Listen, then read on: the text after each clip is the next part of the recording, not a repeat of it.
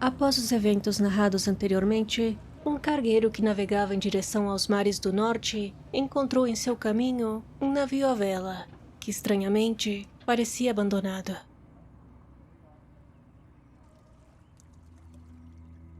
O podcast Pesadelos Reais apresenta Os Navios Suicidantes, segunda parte. Adaptação original inspirada no conto de terror de Horácio Quiroga, com roteiro de Lorena Duarte.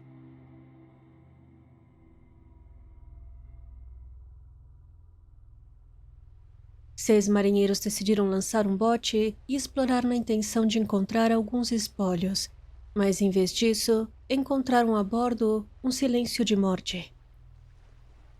O grupo se dividiu. 2 dos marinheiros foram até a cabine de comando, onde uma substância escura e pegajosa no chão era a única coisa fora de lugar à vista, mas não havia sinal algum de sua origem. Tudo parecia em perfeita ordem. A cozinha parecia haver parado no tempo, como se parte da antiga tripulação tivesse abandonado o navio durante o café da manhã inacabado. A mesa estava posta. 2 xícaras estavam servidas pela metade, e as outras ainda estavam vazias sobre a mesa, com uma fina camada de pó.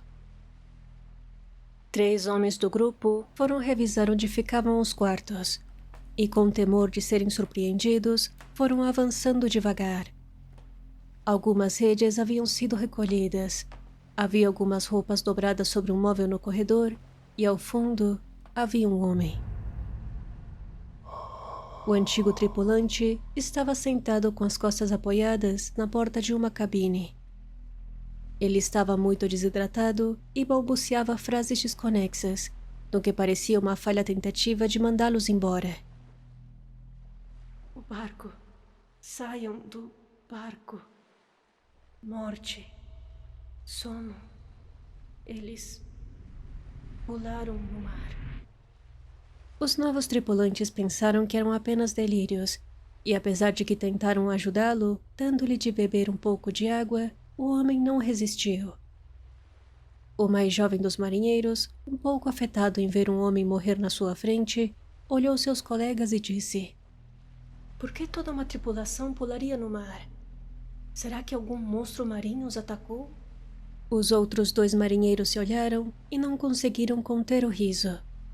"Ah, deve ter sido algum motim que foi longe demais. Não seja medroso." Ao procurarem em seus bolsos, os homens encontraram enrolado na jaqueta do morto o que parecia ser um pequeno diário, com caligrafia inconsistente e apressada. A única coisa de valor encontrada com o morto foi um anel de prata desgastado, que tinha o nome de Ana e o ano de 1912 gravado em seu interior.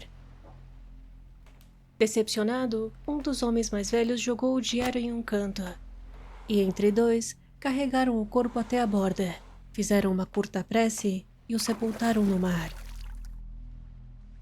O marinheiro que deu a ideia dos monstros ficou para trás, e antes de seguir vasculhando por aí, recolheu o diário enrolado e escondeu no bolso de suas calças.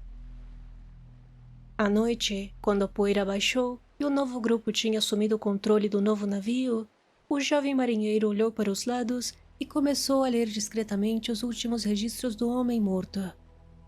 Boa parte deles não eram mais do que textos soltos sobre como ele sentia falta de Diana e sobre sua doença avançada.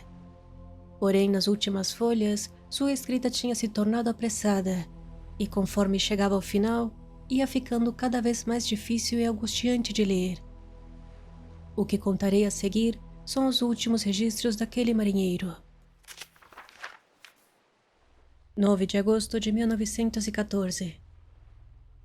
Depois que o marinheiro da história se trancou no camarote, nosso grupo tentou inutilmente se distrair com os últimos afazeres pendentes antes de ir dormir. As mulheres não conseguiram simular o incômodo e continuavam a falar sobre o assunto, mesmo com a proibição do capitão. Ele ficou muito incomodado por termos acreditado naquela história e deixou claro que esses assuntos não fariam mais que adoecer a tripulação. Depois disso, se recolheu na torre e não saiu mais de lá. Quando a hora de dormir chegou, o medo entre a tripulação ficou tangível. Poucos conseguiram dormir, atormentados com a possibilidade de perder o controle de si mesmos durante o sono, por mais ilógico que isso pareça. O que seria aquilo que levou os passageiros à morte? Uma maldição do mar? Algum tipo de hipnose coletiva? Por que aquele homem estranho nos contou essa história? Ele mal falava com os outros passageiros durante a viagem, e quando falou... Bem, só sei que essa foi uma das noites mais longas da minha vida. Eu já tinha me conformado com o destino fatal da minha doença, mas não queria partir sem me despedir dela. Desde que comecei minhas aventuras no mar, rara vez voltei para minha terra natal, e agora tudo isso parece distante. 10 de agosto de 1914. Hoje, por volta das 6 da manhã, os poucos que ainda dormiam foram acordados pelos gritos de uma das mulheres chamando pelo marido. 5 marinheiros junto ao capitão foram procurá-lo sem sucesso por todo o navio. Sua esposa estava em prantos, e enquanto era consolada pelas outras mulheres a bordo, ela começou a dizer que estávamos amaldiçoados e que todos íamos morrer se não fizéssemos alguma coisa. Não era possível saber o que tinha ocorrido com ele, mas eu fui junto a outros 3 homens consultar aquele que nos contou a extravagante história. Se somente ele sobreviveu, somente ele saberia o que poderia funcionar. Mas qualquer apelo nosso foi em vão. Ele disse que já tinha nos contado tudo e que havia somente uma forma de evitar a morte, aceitando o nosso destino. Isso soava loucura. Nosso grupo ficou cada vez mais vigilante e hostis uns com os outros, até que, pouco a pouco, fomos nos separando. Alguns ficaram na proa, outros na cozinha. Alguns se refugiaram na área dos quartos ou ocupados com tarefas menores. Mas isso não evitou que acontecesse de novo. Para as 10 da manhã, mais 2 de nós estavam faltando, uma das mulheres e um dos marinheiros da proa. Os demais nos afundamos numa exaustão contagiosa. Eu fiquei deitado na rede, pois estava com muita dor desde cedo, e vi como os outros andavam lentos e com pouco equilíbrio, pareciam bêbados ou com muito sono. Eu mesmo vi como um dos homens caiu desmaiado no meio do convés. 2 horas depois, ele se levantou, cambaleou até a borda e caiu de frente na água, como quem se joga numa cama macia após um longo dia de trabalho. Algum tempo depois, a viúva simplesmente correu pelo barco até a borda e pulou no mar. E assim foi se repetindo, um após o outro. Não cheguei a ver todos de onde eu estava, mas eu soube pelo silêncio que já não restava ninguém a bordo. O capitão, creio eu, deve ter sido um dos últimos, mas ele, convencido de que a maldição não era mais do que uma histeria supersticiosa, decidiu se trancar na cabine de comando, acreditando que assim não perderia o controle. Mas isso não funcionou. Ao anoitecer, quando consegui reunir forças para levantar e ir procurá-lo, o encontrei caído de bruços no chão. Por algum motivo, suas roupas estavam encharcadas, e quando o virei com dificuldade, pois era um homem bastante grande, em seu rosto estava congelada a mais pura expressão do horror. Sua boca estava aberta em toda a sua extensão, e o que pareciam ser grossas algas se projetavam desde o fundo de sua garganta. Seus olhos estavam terrivelmente roxos, e veias de um verde profundo se espalhavam como raízes por todas as partes visíveis do seu corpo. O mar não o levou, mas aquilo foi até ele. Depois, andei pesadamente até o camarote do marinheiro que nos contou a história, mas o covarde usou o próprio cinto para se pendurar.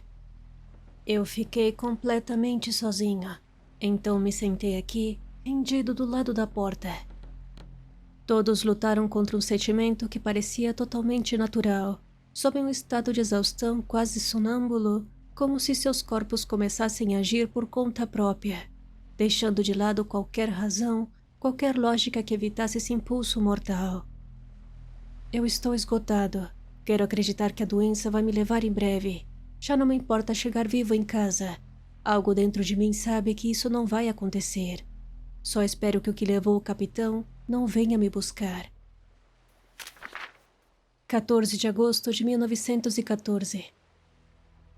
Não senti nada desde aquele dia. Somente o vazio de quem já sentiu o cheiro da morte. Mas não senti dor, sequer senti medo. Somente queria que chegasse logo a minha vez, ou que pelo menos a doença fizesse o seu trabalho. A noite veio, o dia chegou, e eu continuei sentado aqui no mesmo lugar, pensando nas mesmas coisas, e por algum horrível motivo eu não consigo morrer. Não tive forças para ir até a borda como os outros, ou tentar voltar até a cabine e tentar operar o navio. Algo muito estranho está acontecendo aqui. Desde o incidente, o clima não mudou. O mar ainda está calmo. O barco continua seu trajeto por conta própria, como se estivesse andando em círculos ou repetindo o exato mesmo trajeto que o dia anterior. Sem tempestades ou ventos fortes, somente mais um dia tranquilo como aquele. Uma tranquilidade dolorosa de um barco vazio. Do horror de saber como todos se foram e de não poder evitar que ocorra de novo. Rezo para que outro navio não nos encontre. Não quero ser o responsável de passar essa maldição adiante. Ou seja o que for, sei que ele quer isso. Sei que é por isso que a doença ainda não me levou. Algo na sua lógica deve ter se quebrado quando o marinheiro conseguiu escapar. Algum tipo de lógica deve haver, não é? Eu não posso estar louco. Tem alguma coisa pairando no barco, mas eu preciso deixar registrado ou avisar de alguma forma, para que os próximos a encontrar este barco saibam do perigo que vão enfrentar. 15 de agosto de 1914. Eles estão aqui.